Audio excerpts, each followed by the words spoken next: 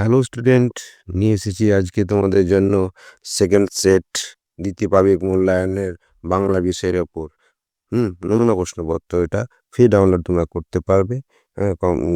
Description box থেকে তোমরা free download করে নেবে এবং সেটা দেখতে পারবে। তাহলে আমরা এগোই আস্তে আস্তে প্রশ্নের দিকে। দেখো এই প্রশ্নটা সেট নম্বর 2, সেট নম্বর 1 তোমাদেরকে আগে দেখিয়েছি এবং এটা হচ্ছে সেট নম্বর 2। সামনে পরীক্ষা, তোমরা এটা দেখে করতে পারো, তাহলে তোমাদের খুব সুবিধা হবে। দেখো 1 নম্বর প্রশ্ন বলেছে সঠিক উত্তরটি বেছে নিয়ে লেখো। 1.1 বলছে যে গরান গাছের ফুল দেখতে কেমন, অর্থাৎ সবুজ, নীল, হলুদ রঙের হয়। কোনটা হবে? দেখো হলুদ রঙের মতন। 1.2 কবি খুশির অগাধ লুটোপুটি খুঁজে পান। অগাধ খুশির লুটোপুটি খুঁজে পান, কিসে পান? পথে, মাঠে না ঘাটে? দেখো সঠিক উত্তর দিয়েছে মাঠে। পরের প্রশ্ন দেখো 1.3 যে সন্তান শব্দটি কোন লিঙ্গ? সন্তান স্ত্রীলিঙ্গ, পুরুষলিঙ্গ, উভয়লিঙ্গ না ক্লিবলিঙ্গ? সঠিক উত্তরটি দেখো তোমরা উভয় লিঙ্গ। সন্তান এখানে ছেলেও বোঝাতে পারছে, মেয়েও বোঝাতে পারছে।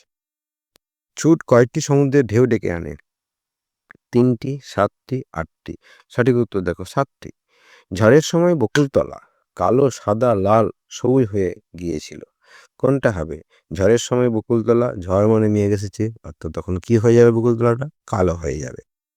পরের প্রশ্ন দেখি আমরা 1.6 কুমির আর কুকুর, বিড়াল, শিয়াল, হরিণ মিলে আলু চাষ করতে লাগলো। কুমির কুমির কার সঙ্গে আলু চাষ করতে গেছিল গল্পে? না তো। দেখো উত্তর কি বলছে এখানে? শিয়ালের সঙ্গে। এখানে কিন্তু শিয়াল খুব চালাকি করেছিল, কুমিরকে দুবারই ঠকিয়ে দিয়েছিল। 1.7 নায়িকা, ঠাকুমা, মেয়ে, সন্ন্যাসী কোনটি পুংলিঙ্গবাচক শব্দ, অর্থাৎ কোনটি পুরুষ বা পুংলিঙ্গবাচক শব্দ? দেখো এখানে উত্তরটা কি দিচ্ছে? সন্ন্যাসী। নায়িকা মেয়ে, ঠাকুমা মেয়ে, মেয়ে তো মেয়েই, সন্ন্যাসী হচ্ছে পুংলিঙ্গবাচক শব্দ। পরের প্রশ্ন দেখো 1.8 বহু বচনাত্মক শব্দ হলো মাঠ, বন্ধুরা, মা, পথটা? কোনটা হবে সঠিক উত্তর? তোমরা বুঝতে পারছো, বন্ধুরা, অর্থাৎ অনেকগুলো বন্ধু এখানে কথা বলা হয়েছে। 1.9 বৃষ্টি পড়ে টাপুটুপু লিখেছেন কে, অর্থাৎ কোন লেখক? রবীন্দ্রনাথ ঠাকুর, মৈত্রী দেবী, কার্তিক ঘোষ ও শিবশঙ্কর মিত্র? সঠিক উত্তর হচ্ছে রবীন্দ্রনাথ ঠাকুর। বৃষ্টি পড়ে টাপুটুপু লিখেছেন রবীন্দ্রনাথ ঠাকুর। তাহলে আমার 1 নম্বর প্রশ্নের উত্তর শেষ। এবার আমরা আসবো 2 নম্বর প্রশ্নের দিকে।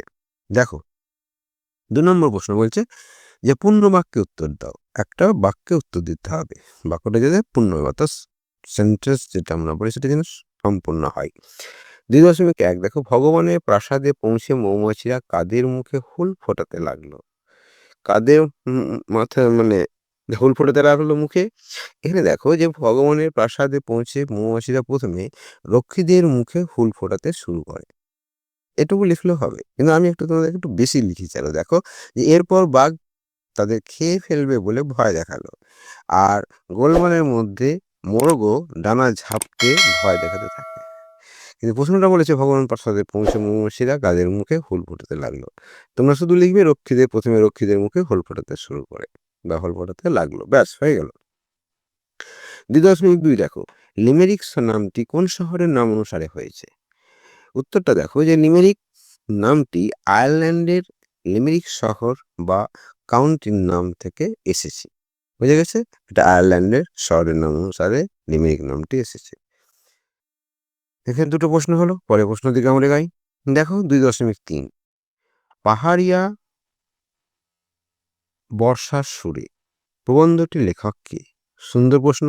পাহাড়িয়া বর্ষার সুরে প্রবন্ধটির লেখক সুনীল পাল। বইখানি শব্দটি কোন বচন? বইখানি শব্দটি বইখানি অর্থাৎ এখানে একখানা বই বোঝাচ্ছে, অর্থাৎ এক বচন। পুংলিঙ্গ কাকে বলে? বাহ, ভালো প্রশ্ন। পুংলিঙ্গ কাকে বলে? যে সকল শব্দ দ্বারা পুরুষ জাতীয় কোনো ব্যক্তি বা প্রাণীকে বোঝানো হয় তাকে পুংলিঙ্গ বলে, যেমন ছেলে, বাবা, সিংহ ইত্যাদি। তাহলে আমরা পরের প্রশ্ন যাই। 2 নম্বর প্রশ্ন আমাদের শেষ, 5খানা প্রশ্ন 2 নম্বরে পূর্ণ বাক্যে উত্তর দেওয়াটা শেষ হয়ে গেলো। এবার আমরা এগোবো 3 নম্বর প্রশ্নের দিকে। দেখো সংক্ষিপ্ত উত্তর দাও। সংক্ষিপ্ত উত্তর দিতে হবে 3 নম্বর প্রশ্নে। 3.1 কি বলেছে? পালিয়ে গেল অনেক দূরে।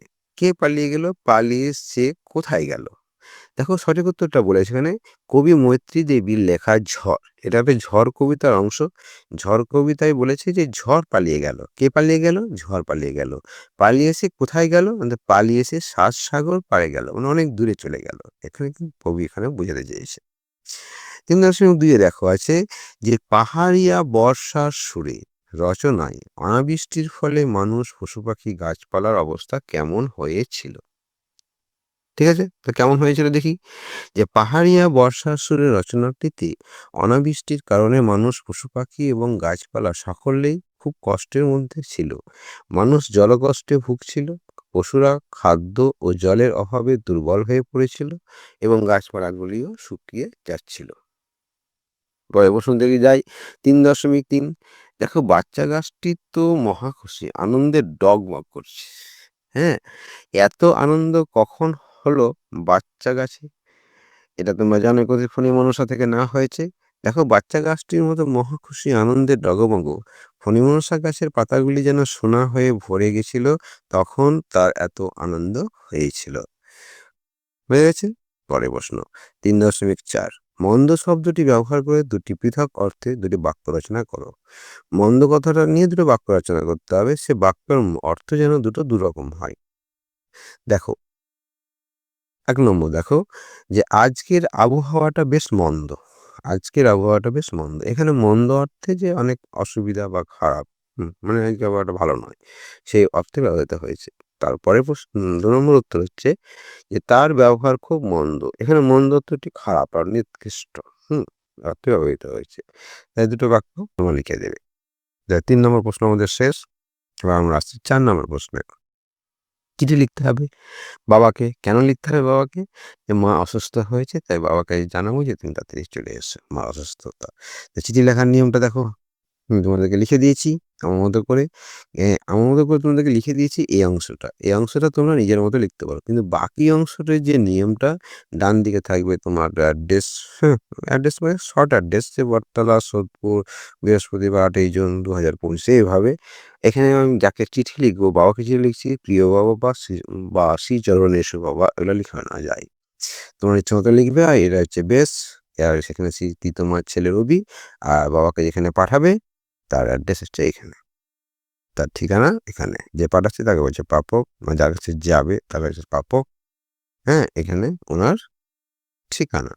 আমি একবার পড়ে দিই। প্রিয় বাবা, কেমন আছো? আশা করি ভালো আছো। এখানে সবাই মোটামুটি ভালো আছে। তবে মায়ের শরীরটা খারাপ, হঠাৎ খারাপ হয়ে গেছে। গত কয়েকদিন ধরেই জ্বর, কাশি, দুর্বলতা ইত্যাদি রয়েছে। ডাক্তার দেখিয়েছি কিন্তু কিছু টেস্ট দিয়েছে। সেগুলো রিপোর্ট এখনো আসেনি।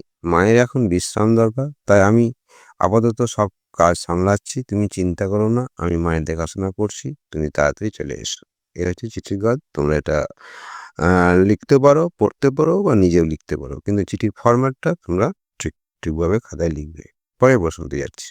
৫ নম্বর প্রশ্ন দেখো, নিচের প্রশ্নগুলির সংক্ষিপ্ত উত্তর দাও। লিঙ্গ কাকে বলে? লিঙ্গ কাকে বলে? যে সকল শব্দ দ্বারা পুরুষ, স্ত্রী ও অচেতন বস্তুকে চিহ্নিত করা যায় তাকেই লিঙ্গ বলে। যে সকল শব্দ দ্বারা পুরুষ, স্ত্রী ও অচেতন বস্তুকে চিহ্নিত করা যায় তাকে লিঙ্গ বলে। ৫.২ যে পুরুষলিঙ্গের শেষে ইকা, ইনি ব্যবহার করে দুটি স্ত্রীবাচক শব্দের উদাহরণ দাও। বেশ, পুরুষলিঙ্গের শেষে ইনি যোগ করে স্ত্রীলিঙ্গের উদাহরণ: অভাগা যুক্ত ইনি অভাগিনী, বাঘ যুক্ত ইনি বাঘিনী। আবার পুংলিঙ্গের শেষে ইকা যোগ করে স্ত্রীলিঙ্গের উদাহরণ: অধ্যাপক যুক্ত ইকা অধ্যাপিকা, নায়ক যুক্ত ইকা নায়িকা। তাহলে ৫ নম্বর প্রশ্ন আমাদের শেষ। Thank you for watching. ধন্যবাদ। তোমরা সবাই দেখবে, পারলে বন্ধুদেরকে শেয়ার করবে, আর একটা লাইক দিয়ে দেবে, সাবস্ক্রাইব করে দেবে। বাই।